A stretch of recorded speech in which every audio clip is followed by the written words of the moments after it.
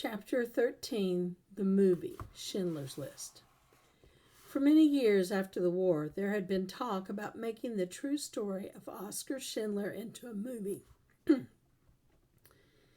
first person to write a book about him was an Australian author named Thomas Keneally, whose novel Schindler's Ark was published in 1982.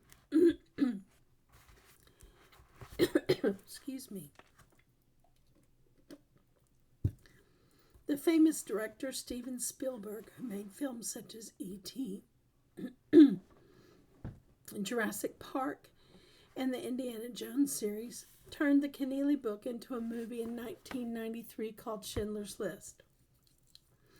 The response worldwide was astonishing. Schindler's List received 12 Academy Award nominations, won 7 of the 12 nominations, and became one of the most acclaimed films of all times. The first time I saw Schindler's List, I felt like I'd gone inside the movie and was part of history once again. There on the screen was Oskar Schindler, played by actor Liam Neeson. On the screen were other actors portraying Emily Schindler and many people I had known back then. It was astonishing to see my own story brought to life. The film was so powerful that it took me back to my childhood when the Nazis took over Krakow. Back to the day we were forced into the ghetto and back into the Plaszow camp, where we did not know from one moment to the next if we would live or die. Sorry about my voice today. The film put me back inside Auschwitz, where we lived every moment in terror, and left me numb. When it ended, I sat in my seat without even knowing it was over. Someone tapped my shoulder and asked, "Are you ready to leave now?" I looked around, and the theater was empty. Everyone had already left, and I saw the last person there. The movie had overpowered me to the point that I'd lost track of where I was.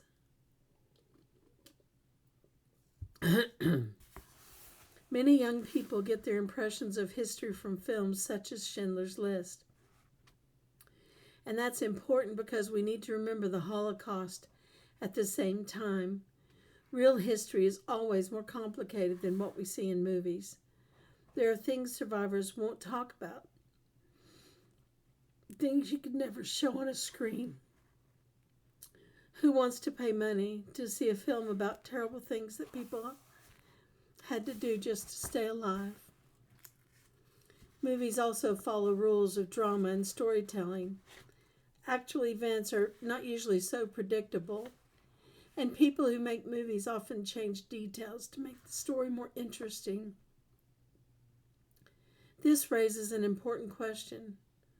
Which history is the real history? Is it the history we read in books? The history we see in movies? The history told by survivors? The memories sometimes change over time. Whose version is the real version? You might like to discuss this. Chapter 14, Closing Thoughts. During those terrible years, when millions of Jews and others suffered and died under Nazi rule,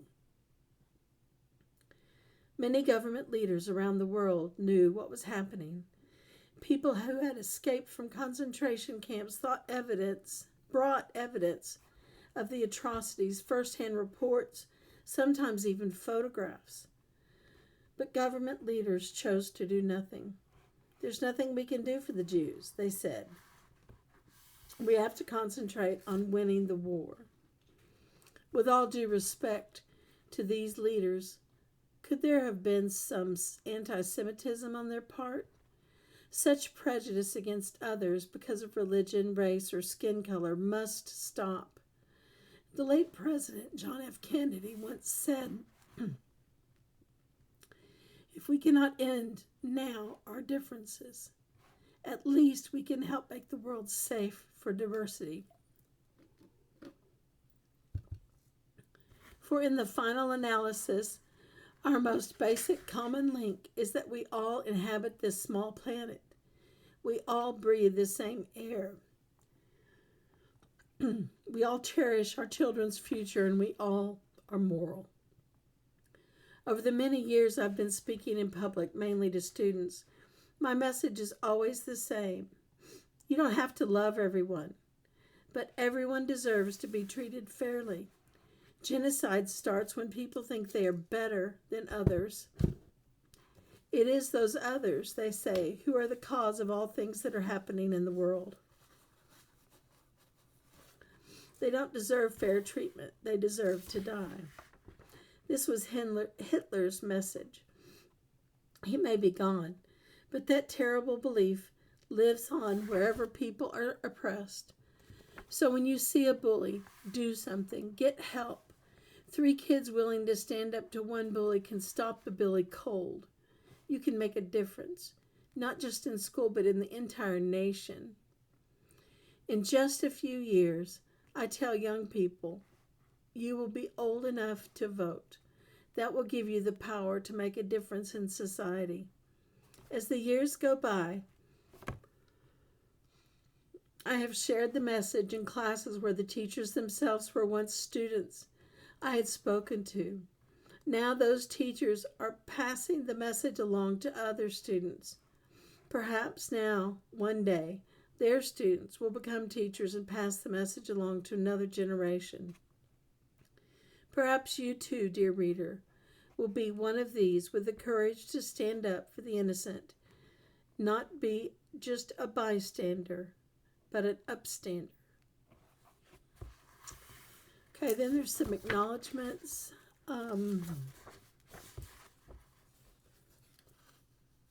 There's some photos, but before that she has another few paragraphs. In 1945, after the end of World War II, my mother and I returned to Krakow, Poland, where I was born.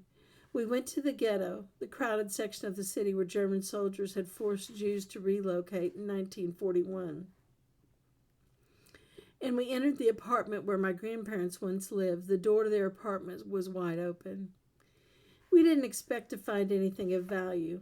All the furniture, linens, and silver had been stolen long ago. But in the attic, I found pictures of my family scattered about. Someone had taken my grandparents' lovely leather-bound albums, but tossed away the images. Many of the following photos were among those I was able to salvage from that attic floor. Okay, here it shows a picture of her at age 5.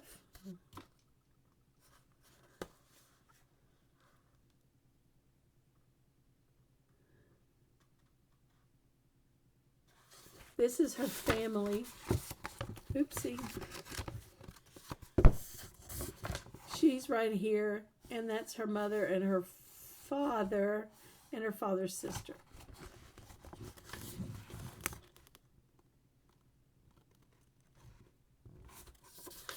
They're on a vacation.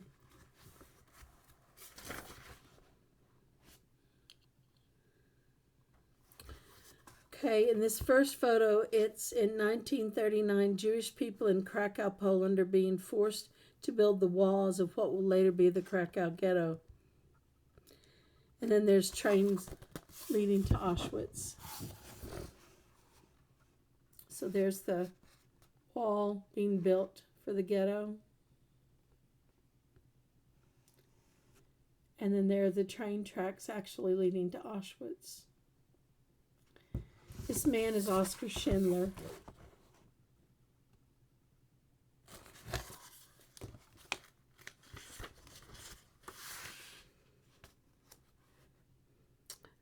Here's the Schindler's List showing the names.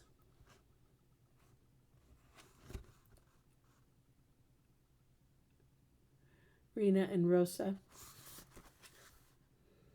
This is Rena at 17.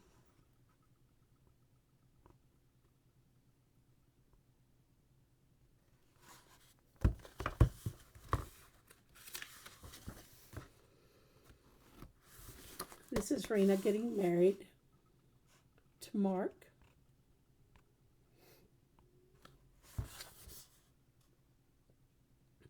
And visiting Oscar Schindler's grave in Germany. Not in Germany, excuse me, in Jerusalem.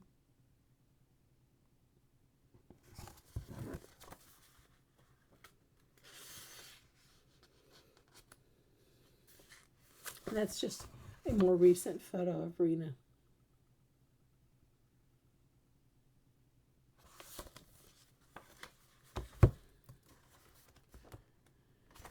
Thanks for reading with me. I know you guys are usually real interested in the Holocaust, and I'll try to find something else interesting for tomorrow.